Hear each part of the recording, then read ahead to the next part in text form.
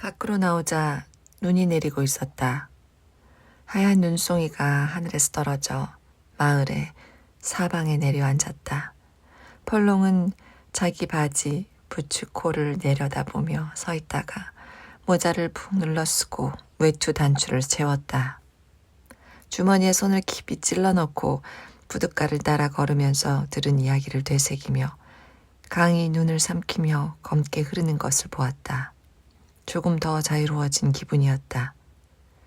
밖에 나왔고 당장 해야 할 일도 없고 올해의 일은 다 마쳐서 등 뒤로 저 뒤로 넘겨버렸으니 한 군데 볼 일을 보고 빨리 집에 가야 한다는 생각이 있었는데 그것도 어느새 흩어져 사라져버렸다.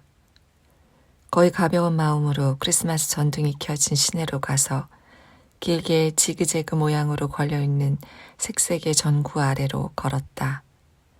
스피커에서 음악이 흘러나오고 소년이 높고 맑은 음색으로 노래했다. 거룩한 밤 별빛이 찬란한데.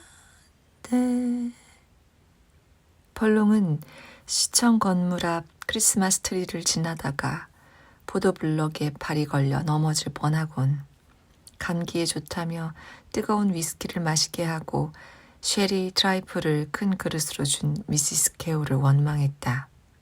펄롱은 이따금 걸음을 멈추고 상점 안을 들여다보았다. 진열된 상품, 길게 늘어진 반짝이 장식뒤, 한없이 많은 반짝이는 물건들, 워터퍼드 크리스털 제품, 스테인리스 식기 세트, 도자기 닭이 세트, 향수병, 세례기념 머그 등을 보았다. 포리스털 귀금속 상 앞에서는 검은 벨벳 트레이에 약혼 반지, 결혼 반지, 금 시계, 은시계 등이 박혀있는 것을 보았다. 마네킹 팔에 팔찌가 걸려있고 체인에 달린 로켓 목걸이도 있었다. 오래된 스태퍼드 상점 앞에서는 어린아이라도 된 것처럼 헐리 경기용 스틱과 공, 그물 주머니에 든 유리 구슬, 장난감 병정, 플라스틴스 점토, 레고, 체커와 체스 세트 등 예전과 달라지지 않는 것들에 눈이 갔다. 프릴이 달린 드레스를 입은 인형 2개가 뻣뻣하게 앉아 팔을 앞으로 뻗었는데 손끝이 유리창에 거의 닿을 듯했다. 마치 안아 올려달라고 한 것 같았다. 가게 안으로 들어가서 미시즈 스태퍼드에게 농장이 그려진 500피스짜리 지그소가 있는지 물었는데 미시즈 스태퍼드는 가게엔 어린이용 지그소밖에 없고 요새는 어려운 퍼즐을 찾는 사람이 거의 없다면서 뭔가 다른 건 필요 없냐고 물었다. 펄롱은 고개를 저었지만 그래도 빈손으로 나가고 싶지는 않아서 미시즈 스태퍼드 머리 뒤 고리에 걸려있는 레몬스 젤리 한 봉지를 샀다. 조이스 가구점 앞에서 펄롱은 판매 중인 전신 거울에 비친 자기 모습을 보고 이발소에 가서 머리를 깎아야겠다고 마음을 먹었다. 이발소 안에 기다리는 사람들이 많았으나 펄롱은 문을 밀고 들어갔고 작은 종이 딸랑딸랑 소리를 냈다. 펄롱은 긴 의자 끝에 앉아 누군지 모르는 붉은 머리 남자와 남자를 많이 닮은 붉은 머리 남자의 넷 다음으로 차례를 기다렸다. 술이 거나하게 취한 시노트가 이발소 의자에 앉아 있었고 이발사가 짧게 친 뒷머리와 옆머리를 다듬었다. 이발사는 거울로 펄롱을 보고 근엄하게 고개를 끄덕여 인사하고 한동안 가위질을 계속하다가 가위를 내려놓고 시노트의 목 뒤에서 머리카락을 털어내고 재떨이를 비웠다. 꽁초가 양동이에 떨어지며 머리카락을 살짝 태워 역한 냄새가 났다. 펄롱은 아일린에게 들은 이야기, 이발사 아들인 전기기술자 청년이 암 진단을 받았고 살 날이 얼마 남지 않았다는 말을 생각했다. 그때 남자들이 잡담을 시작했는데 애들이 있었기 때문에 상스러운 농담을 다른 말로 슬쩍 위장해 주고받았다.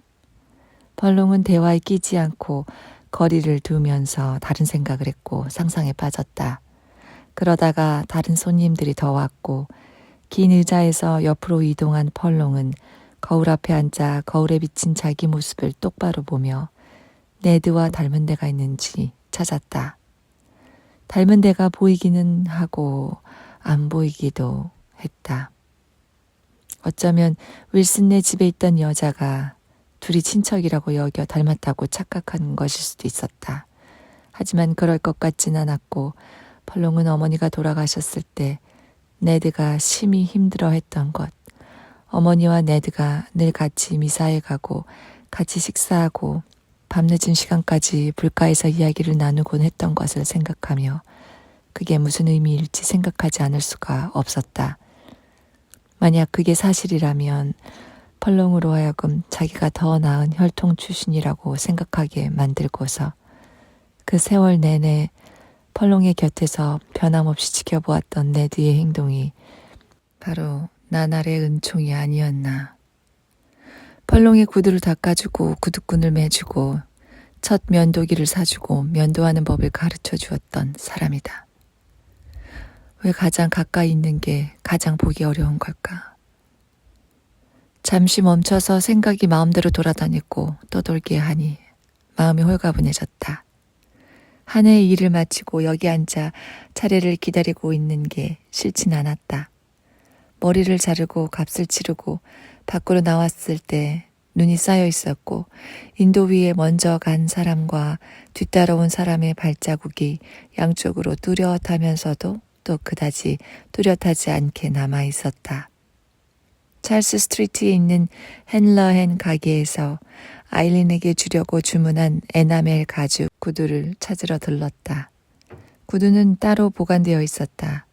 카운터 뒤에 있는 옷을 잘 차려입은 여자는 펄롱의 큰 고객 중 한 사람의 아내였는데 펄롱을 손님으로 맞는 게 썩 달갑지 않아 보였으나 어쨌든 구두 상자를 꺼내왔다. 사이즈 6을 원하셨나요? 네, 6이요. 펄롱이 말했다. 포장해 드릴까요? 상점 주인은 구두를 나란히 놓고 티슈 페이퍼로 덮고 구두 상자 뚜껑을 닫았다. 네, 괜찮으시다면요. 펄롱이 말했다. 펄롱은 여자가 포장하는 것을 보았다. 셀로판 테이프를 디스펜서에서 당기고 호랑가시나무 무늬 포장지 가장자리를 접고 포장된 상자를 비닐봉투에 담은 다음 펄롱에게 가격을 말했다. 값을 치르고 밖으로 나왔을 때는 사방이 어둑했고 펄롱은 집으로 가는 언덕길을 올라가고 싶은 마음이 굴뚝 같았지만 문 열린 튀김집에서 풍기는 뜨거운 기름 냄새를 맡고는 안으로 들어가 세븐업 한 캔을 사서 카운터에서 목마른 듯 마신 다음 다시 강가로 걸어 다리를 향해 갔다. 추위와 피로가 온몸을 덮쳐왔다. 눈이 여전히 소심하게 내리고 있었다. 하늘에서 내린 눈이 온 세상 위로 내려앉았다. 펄롱은 왜 편안하고 안전한 집으로 돌아가지 않았을까 생각했다. 아일린은 벌써 자정미사 준비를 하면서 펄롱이 어디 있을까 생각하고 있을 거였다. 그러나 펄롱의 하루는 지금 무언가 다른 것으로 채워지고 있었다. 다리를 건너며 흐르는 강물을 내려다본다. 사람들 말이 배로강에 저주가 내렸다고 했다. 자세한 건 다 잊어버렸지만 옛날에 어떤 수도사들이 강가에서 수도원을 세우고 강 통행세를 부과할 권리를 얻은 일과 관련이 있었다. 시간이 흐르면서 수도사들은 점점 더 탐욕스러워져서 사람들이 들고 일어나 수도사들을 마을에서 쫓아버렸다. 수도원장은 떠나면서 마을에 저주를 내렸다. 그래서 해마다 강이 더도 덜도 아니고 딱 3사람의 목숨을 가져간다고 했다. 펄롱의 어머니도 그 말을 어느 정도는 믿어서 펄롱에게 자기가 아는 가축상이 12월 마지막 날 트럭을 타고 가다가 트럭이 길에서 벗어나 목숨을 잃고 말았다고, 그게 그 해의 3번째 익사 사고였다고 했다. 어머니는 가끔 주근깨가 있는 튼튼한 팔로 펄롱을 안고선 다른 팔로는 버터 교육이 손잡이를 돌렸다. 저녁에 네드와 같이 젖을 짤 때는 젖소 옆구리에 머리를 기대고 노래를 불러 젖이 잘 나오게 했다. 또 가끔 펄롱을 찰싹 때릴 때도 있었다. 펄롱이 대들거나 어른들 말에 끼어들거나 버터 그릇 뚜껑을 열어놓았다거나 하는 사소한 일 때문이었다. 펄롱은 불안한 걸음을 계속 옮겼다. 더블린 말씨의 여자아이가 빠져 죽고 싶으니 강으로 데려가 달라고 했고 자기가 거절했던 것을 생각했다. 그 일이 있고 나서 샛길로 들어갔다 길을 잃었던 거. 그날 저녁 안개 속에서 숫 염소를 데리고 있던 기이한 노인이 엉겅퀴를 낫으로 베며 이 길이 어디든 가고 싶은 대로 데려가 줄 거라고 말했던 것을 떠올렸다. 강 건너에 도착한 펄롱은 계속 걸어 언덕으로 올라갔다. 안쪽 방에 불꽃 탐스러운 포인세티아 장식이 있고 촛불이 켜져 있는 집들을 지나쳐 갔다. 늘 뒷문 쪽으로만 가서 한 번도 안을 들여다본 적이 없는 집들이었다. 어떤 집에서는 남자아이가 재킷을 입고 피아노 앞에 앉아있고 그 옆에 멋지게 차려입은 여자가 목이 긴 잔을 들고 서서 연주를 듣고 있었다. 다른 집에서는 걱정스러운 표정의 남자가 책상에 앉아 뭔가 끼적거리는데 마치 어려운 계산을 하는 듯 장부의 숫자를 맞추는 듯 보였다. 또 다른 집에서는 조그만 남자아이가 목마를 타고 푹신한 모직 러그 위를 달리고 있었다. 세인트 마거릿 학교 교복을 입은 벨벳 소파에 앉아있는 여자아이를 보고 펄롱은 왜 학교 가는 날도 아닌데 교복을 입었을까 생각했으나 합창단 연주를 하고 돌아왔을 수도 있겠다 싶었다.